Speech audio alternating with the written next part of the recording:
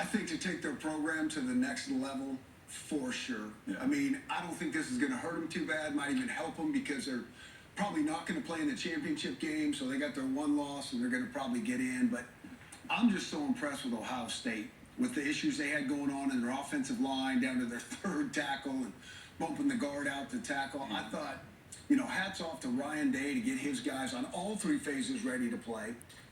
Hats off to Chip Kelly, your old coach there, Arch. I mean, he had him.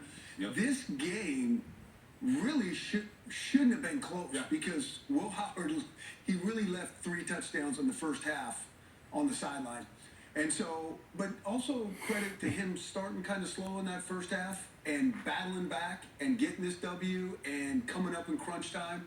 This was a nice win for Ohio State. This says a lot more to me about Penn State than it does Ohio State. I love Penn State just as a program. I grew up, I thought about going to Penn State, thought about going to Michigan, ended up going to Texas. But about Penn State, if you couldn't beat Ohio State today, Right. when can you beat them?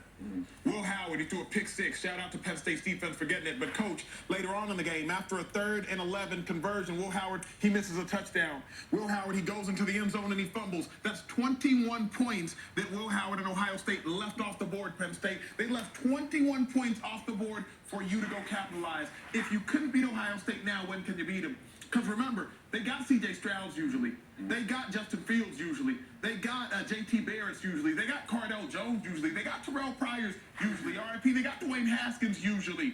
If you couldn't beat them now, when can you beat them? So for me, this is a devastating loss for Penn State. Shout out to Chip Kelly. Shout out to Ryan Day. Shout out to Ohio State. Shout out to Will Howard for his resiliency. But Penn State, the agony and the terror and the lack of hope that they have to have after this game, Mike. And this is 8 losses in a row for them once again. This game was at home. All the intensity, all the pressure seems like it was on Penn State to finally get it done against Ohio State. Remember, they don't have Michigan on the schedule this season. But let's go back to that goal line situation for Ohio State. Give Ohio State credit on defense for stopping them. Once again, a 1st and goal from the 3-yard line, 3 straight runs, and then they try to pass. What do you think, Ben? Well, yeah. I mean, I hate to second-guess calls because I know how they are in the moment.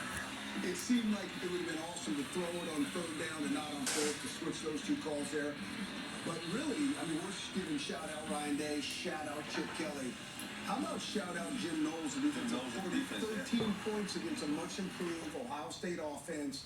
A Penn State offense. So that's good. But listen, here's the thing. So we're trying to write Penn State off right now. And in the old days, we're writing them off.